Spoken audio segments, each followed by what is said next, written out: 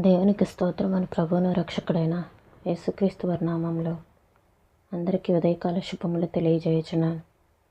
ఈరోజు దేవుని వాగ్దానము రాజుల మొదటి గ్రంథము 19వ అధ్యాయము 12వ వచనము.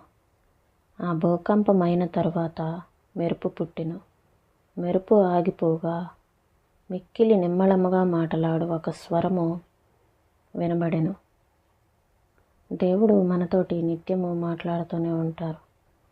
కానీ మనమే వాటిని మనకున్నటువంటి చుట్టూ ఉన్నటువంటి శబ్దాల వలన ప్రభువు మనతో మాట్లాడుతూ ఉంటే మనం వినిపించుకోము సరిగ్గా. దేవుడు వాక్యం ద్వారా మాట్లాడతారు. అలానే కొన్నిసార్లు లోపల నుంచి మన మనస్సాక్షి ద్వారా ప్రభు మనతో మాట్లాడతారు, స్వరం ద్వారా మాట్లాడతారు. ఇలా చాలా రకాలుగా ప్రభు మనతోటి మనకు తెలిసిన వాళ్ళ ద్వారా దేవుని మాటలు ప్రభు మాట్లాడుతూ వినిపిస్తూ ఉంటారు.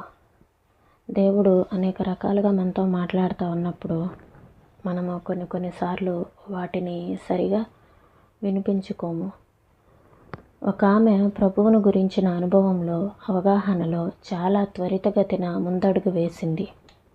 దీనిలోని రహస్యం ఏమిటని అడిగితే ఆయన స్వరాన్ని జాగ్రత్తగా కనిపెట్టాలి అని చెప్పింది. మనలో చాలామందికి ఆయన గురించి ఇంకా సరిగ్గా తెలియకపోవటానికి కారణం ఏమిటంటే ఆయన మృదువుగా అంటున్న మాటలను మనం వినిపించుకోవటం లేదు.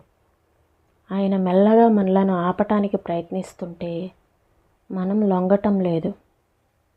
నిమ్మళంగా మాట్లాడే స్వరం చెవులకు వినిపించదు, దానిని మనసులో గ్రహించాల్సిందే.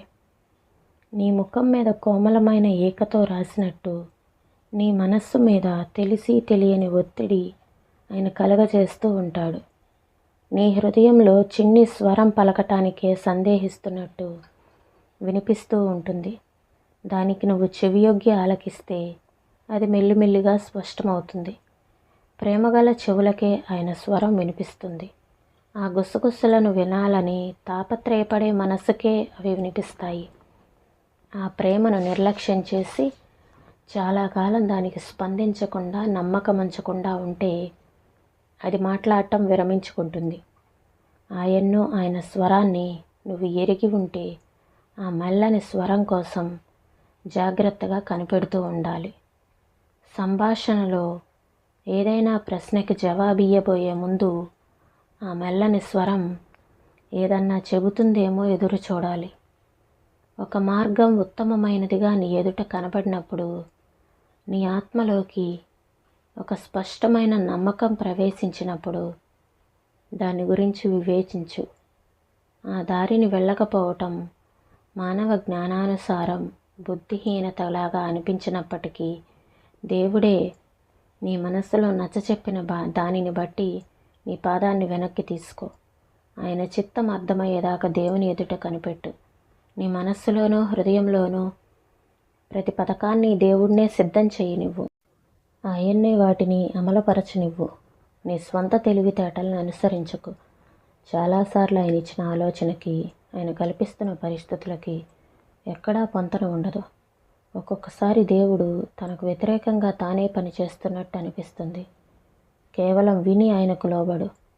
అలా చేయటం నష్టకారణమని తెలిసినా సరే దేవుడే చివరికి అన్నీ సమకూడి జరిగేలా చేస్తాడు. ఆయన స్వరాన్ని నువ్వు గుర్తుపట్టగలిగితే దాన్ని అనుసరించడం ద్వారా కలిగే ఫలితాలను లెక్క చెయ్యకు. చీకటిలోకి ఆయన వెళ్ళమన్నప్పటికీ సందేహించక బయలుదేరి వెళ్ళు. ఆయనే నీకు వెలుగవుతాడు. నీ హృదయంలో ఆయనతో స్నేహం, సహవాసం మొలకెత్తుతాయి. అవే ఆయనను నిన్ను కలిపి బంధిస్తాయి. శ్రమలు ఎంత తీవ్రమైనా, పరీక్ష ఎంత భారమైనా ఆ బంధాలు తెగవు. ఈ మాటలను ప్రభు మన వినికిల్లో దీవించునుగాక. ప్రార్థన చేసుకుందామండి. స్తోత్రం నాయన, పరిశుద్ధుడా, ప్రేమ కలిగిన దేవా, మీకు వందనాలు చెల్లిస్తున్నాం ప్రభా. మీరు ఎన్నోసార్లు మాతో మాట్లాడాలని నాయన ప్రభా ప్రయత్నిస్తూ ఉన్నప్పటికీ మేము కొన్నిసార్లు సరిగా వినిపించుకోవటానికి నాయన వినిపించుకోము. అయితే మీలో నమ్మకం ఉంచితే దేవా, మీ యందు విశ్వాసం ఉంచితే ప్రభా మీరు మాట్లాడేటువంటి స్వరాన్ని అయ్యా మేము గుర్తుపట్టగలుగుతాము. అయ్యా నా తండ్రి, మీ యొక్క మెల్లని స్వరం కోసం మేము జాగ్రత్తగా కనిపెట్టేవారిలాగా మమ్మల్ని ఉంచమని వేడుకొంచున్నాను ప్రభా. మేము వేసే ప్రతి అడుగులో మాకు తోడుగా ఉండండి. మాకు ఆలోచన ఇచ్చి నడిపించమని వేడుకొంచున్నాను తండ్రి. చాలాసార్లు మేము మా స్వంత తెలివితేటలనే ఉపయోగిస్తాము, అయితే వాటి వల్ల మేము చాలా నష్టపోతాము. మా సొంత తెలివితేటలను అనుసరించకుండా మీరు ఇచ్చిన ఆలోచనల ప్రకారం మేము నడుచుకోవటానికి మాకు సహాయం చేయమని వేడుకొంచున్నాను తండ్రి. మీకు వందనాలు చెల్లిస్తున్నాం ప్రభా. సమస్తాన్ని సమకూడి జరిగించే దేవుడు మీరే కనుక మీ అందు విశ్వాసం ఉంచి మేము అయ్యా ముందుకు నడవటానికి మాకు సహాయం చేయండి ప్రభా. స్తోత్రములనైనా స్తోత్రముల తండ్రి, మీకు వందనాలు చెల్లిస్తున్నాం ప్రభా. అయ్యా మీరు వేసే ప్రతి పథకాన్ని దేవా మీ చేతులకు అప్పగించి మేము నా తండ్రినైనా ప్రభా నిశ్చింతగా ఉండటానికి మాకు సహాయం చేయండి తండ్రి.